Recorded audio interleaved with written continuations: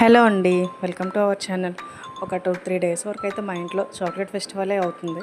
ఎందుకంటే మా హస్బెండ్ వాళ్ళ ఫ్రెండ్ అయితే యూఎస్లో ఉంటారు.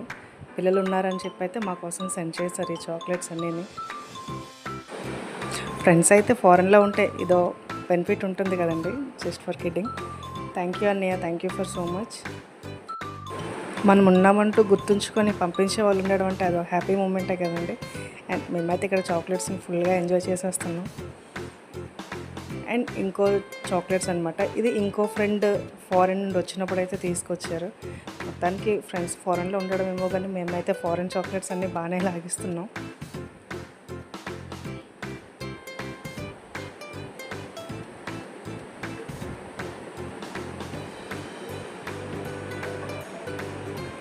This is for the mini vlog.